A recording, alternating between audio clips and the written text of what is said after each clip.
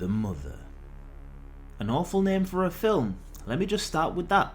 It doesn't add any mystery, it doesn't do anything, just give this woman a name at least. Yesterday I decided to watch it. Netflix's latest thriller starring Jennifer Lopez. This guy, who seems ridiculously recognisable even though I've not seen any of his other movies, and this guy, Omari Hardwick, also known to me as the legend that is Ghost. This film, surprise surprise, is about a mother that has to come out of hiding to protect her child that's in danger.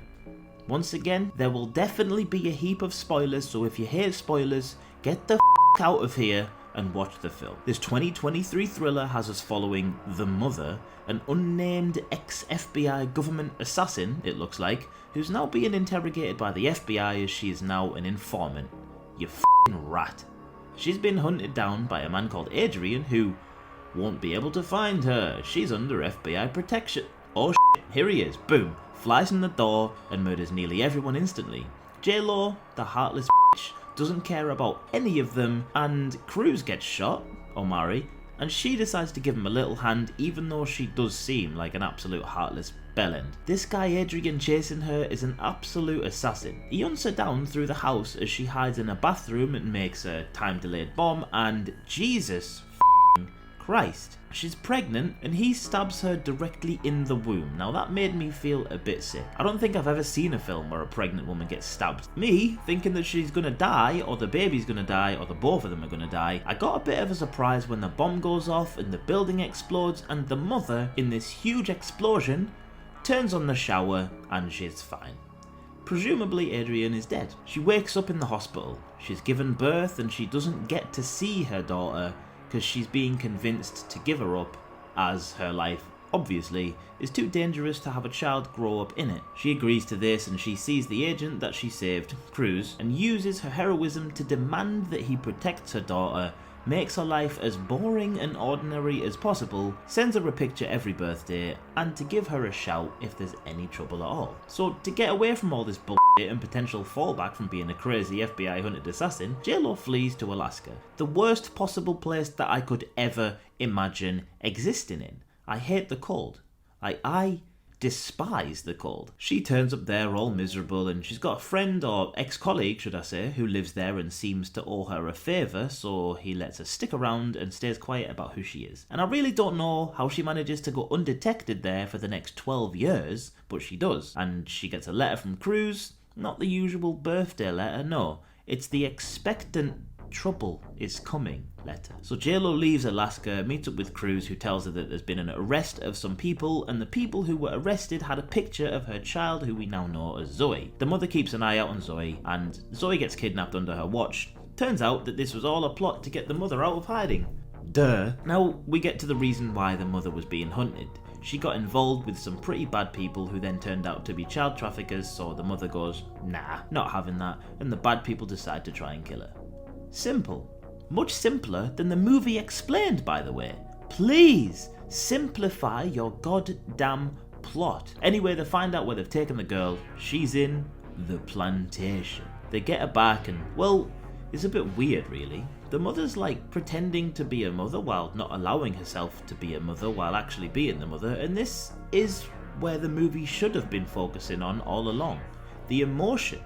She's angry, she's scared, she's trying not to talk, but she has overwhelming emotion, and the way they played their emotion off each other was intense and, to be honest, quite beautiful. Zoe realises that the mother is the mother and asks her, "Are you my mother?" To which the mother, trying to protect her, says no, and that just makes Zoe angrier, understandably of course.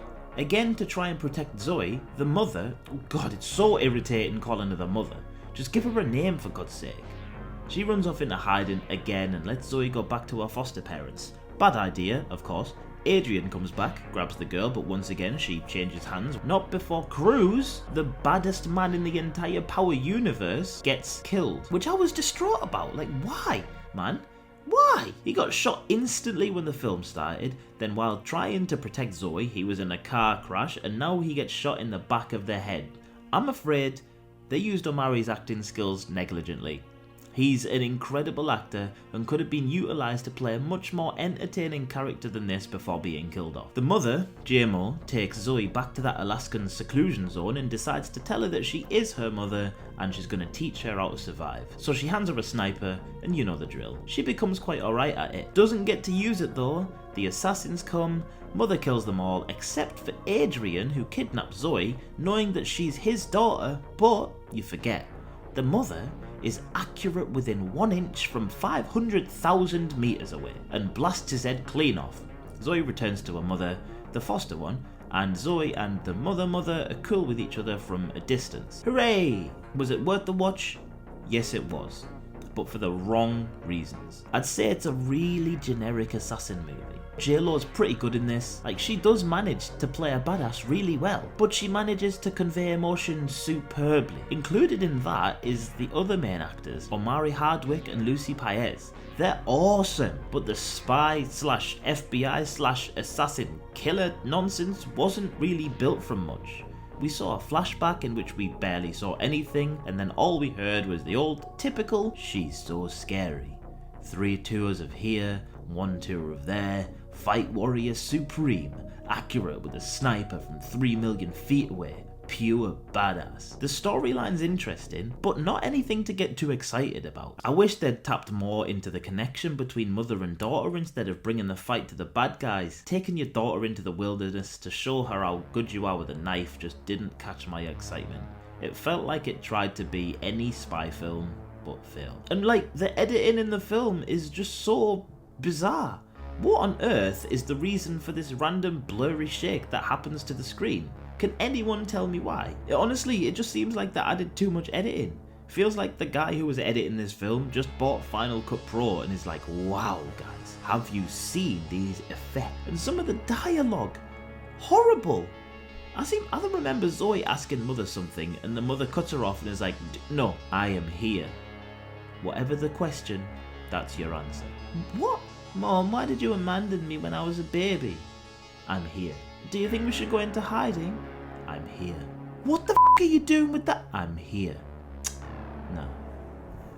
And this particular part of the film really irritated me. How did the men in snow camouflage in the snow not see JLo, who was dressed like a goddamn Sith? Here. It felt like Yoshimitsu had turned up. There's not a single need in hell to add all of these swish noises at all. All in all, I'd say this film gets an oddly strange review from me. The watchability is quite high, the acting is quite high, but the script can get in an absolute bin.